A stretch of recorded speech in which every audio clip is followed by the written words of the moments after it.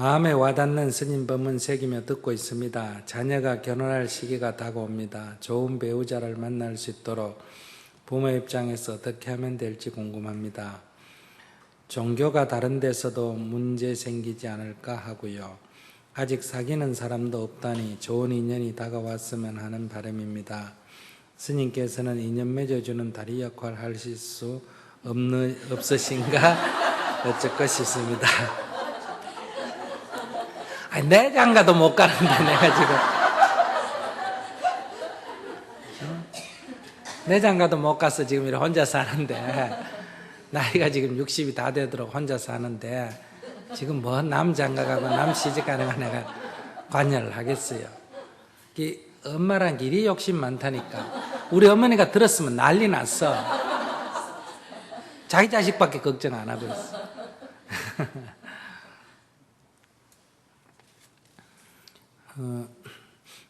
종교가 다르다고 해서 문제는 없습니다. 그러나 종교가 다른 것은 자칫 잘못하면 갈등의 큰 한 원인이 되기도 합니다. 마치 취미가 다르고 식성이 다른 게 문제가 없습니다. 맞추려고 하면 아무 문제가 없습니다. 그러나 그것이 시비거리가 될 소지는 많다 이런 얘기예요. 마치 한국인과 일본인이, 한국인과 미국인이 결혼하면 안 된다든지 이런 건 없어요. 그러나 한국 사람끼리 결혼하는 것보다는 어때요? 살다 보면 문제가 많다. 또 한국 사람 중에서도 경상 사람이 경상 사람하고 결혼하는 것보다 전라도 사람이나 서울 사람하고 결혼하면 문제가 많습니다. 결혼하면 안 된다는 건 없어요. 그러나 결혼하면 문제가 조금 더 많을 수가 있다. 왜냐하면 언어라든지 여러 가지 사회 문화적 배경이 다르기 때문에 그래요. 그처럼 종교가 다르다고 해서 결혼을 못 한다든지 하면 안 된다든지 이런 법은 없어요. 그러나 종교가 다르면 문제가 발생할 여지가 많죠. 왜냐하면 여러 가지 문화가 서로 다르단 말이에요. 사고방식도 서로 다르고 친구 관계도 서로 다르고 또 모여 앉아 얘기하다 보면 기독교인들이 모여 앉아 얘기하다 보면 기독교식으로 그래서 불교를 비난하고 그럼 불교인들이 기독교를 비난하는 건 아닌데 불교인이 불교 비난하는 거 들으면 또 기분이 좋아요 안 좋아요? 기분 나쁠 거 아니에요, 그죠? 또 우리도 우리끼리 둘러 앉아가 얘기를 하다 보면 기독교의 문제점에 대해서 얘기할 수 있습니까, 없습니까? 할 수 있죠. 근데 거기에 기독교인이 또 한 사람 들으면 기분이 나빠요, 안 나빠요? 또 나쁘단 말이에요. 이렇게 해서 그 뭐 충분히 있을 수 있는 얘기인데 꼭 남의 종교를 비판하자고 하는 게 아니라 얘기를 하다 보면 좀 비판할 수도 있는 얘기고 또 얘기하다 보면 경상끼리 둘러앉아 얘기하다 보면 전라도 사람에 대한 얘기할 수도 있고 또 한국 사람끼리 모여서 있다 보면 일본 사람에 대해서 얘기할 수도 있잖아, 그죠? 또 남한 사람끼리 얘기하다 보면 북한 사람에 대해서 뭐 비판적으로 얘기할 수 있잖아요. 근데 북한 사람이 그걸 들으면 기분이 나쁘고 일본 사람이 그걸 들으면 기분이 나쁘고 기독교인이 그걸 들으면 기분이 나쁘고 전라도 사람이 그걸 들으면 기분이 나쁘단 말이에요. 마치 자기가 종교가 다르기 때문에 지역이 다르기 때문에 나라가 다르기 때문에 자기를 욕한다 이렇게 받아들여지기 쉬운 거예요. 그래서 갈등이 불거질 가능성이 높다 이렇게 말할 수는 있어요. 그러나 종교가 다르기 때문에 결혼하면 안 된다든지 민족이 다르면 결혼하면 안 된다든지 지역이 다르면 결혼하면 안 된다든지 이런 법은 없다. 그래서 외국인과 결혼하거나 또는 다른 지역 사람하고 결혼하거나 종교가 다른 사람하고 결혼을 할 때는 항상 유의해야 될 점이 있습니다. 그것은 그들의 문화를 존중할 줄 알아야 됩니다. 그들의 문화를 이해하고 나와 다름을 인정할 줄 알아야 돼요. 그래야 공존이 가능하다 이런 얘기. 그렇게만 된다면 전혀 문제가 없습니다. 근데 자기 문화, 자기 식대로를 고집하게 되면 이것은 훨씬 갈등이 증폭될 가능성이 있다. 그다음에 어떻게 하면 좋은 인연을 만날 수 있을까요?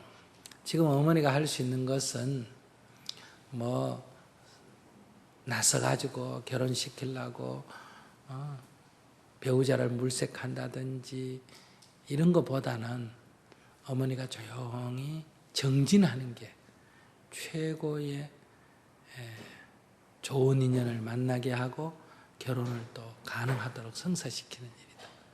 여러분도 결혼을 할 때 남자친구 따라 그 시어머니를 딱 보고, 시어머니가 뭐 고집이 세고 주장이 강하고 성격이 좀 모나 보이면 망설여집니까? 망설여집니까? 망설여지죠. 거기다가 남자가 뭐 확실하면 상관없는데 남자도 뭔가 이게 확실치가 않는데 거기다 가족까지 그러게 되면 그게 그만두게 되는 한 요인이 된다, 이런 얘기. 근데 남자는 막 그저 그렇고 막 해도 그만 안 해도 그만 이런데 그 가족을 보니까 어때요? 딱 마음에 든다. 그러면 이게 결혼하는 쪽으로 움직일 요인이 된다. 남자가 아예 마음에 안 들거나 남자가 확실히 마음에 들 때는 가족은 비중을 차지하지 않습니다.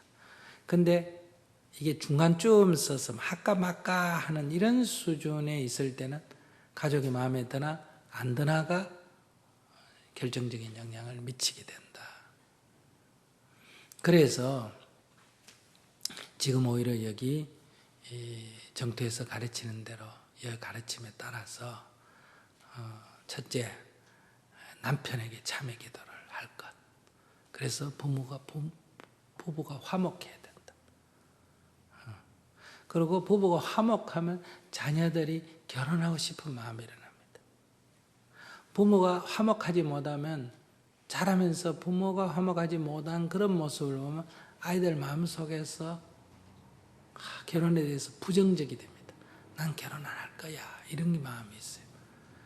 그래서 이 부정적인 마음이 있으면 이렇게 연애를 하거나 선을 봐도 딱 마음에 들면 괜찮아요.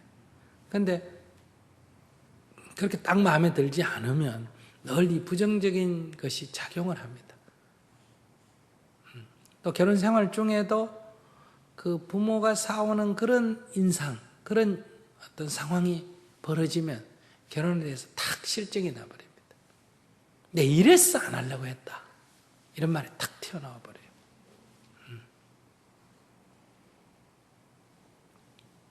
그래서 제일 중요한 거는 자녀 교육에, 자녀의 행복에 가장 중요한 거는 부부가 화목하는 거. 돈이 중요한 게 아니에요. 그러니까 부부가 화목해지고 싶다고 화목해지는 게 아니잖아, 그죠? 화목해지는 방법은 상대를 인정하고 이해하는 거예요. 지금까지 내가 상대를 인정하고 이해하지 못한 거에 대한 뉘우침, 참회가 필요하다. 그리고 앞으로는 상대를 이해하고 인정해가는 그런 공부를 계속해야 되고 그게 잘 안 돼요. 지금까지 습관이 안 됐기 때문에. 그래서 계속 우리가 참회 기도를 해야 된다. 그러려면 첫째, 내가 좋고 두 번째, 부모가 화목하고 그러면 자녀들 가슴 속에 있는 결혼에 대한 부정적인 시각이 사라지고 그것이 사라지면 바깥에서 만나는 사람 중에 어지간하면 결혼하겠다는 마음을 내게 되고 또 결혼하겠다고 찾아왔을 때 내가 수행이 돼 있으면 어지간하면 크게 반대하지 않는다. 근데 뭐 얼굴 따지고 뭐 따지고 해가 겨우 하나 구해왔는데 엄마가 반대해가지고 또 안 된다. 이런 일이 벌어지게 된다. 그래서 제일 좋은 인연을 맺어주는 내가 할 수 있는 것은 바로 부부 화목이고 부부 화목을 위해서는 남편에게 참회 기도하는 것 그리고 지나간 나의 고집에 대해서는 참회 기도하고 앞으로 나와 다름을 인정하고 이해해가는 태도 그래서 결과적으로 부부가 의좋게 살아가는 것이 최고의 좋은 인연을 맺어주는 방법이다. 이게 우리가 부처님께 간절히 기도하는 마음이고 부처님의 가피를 받는 법이다.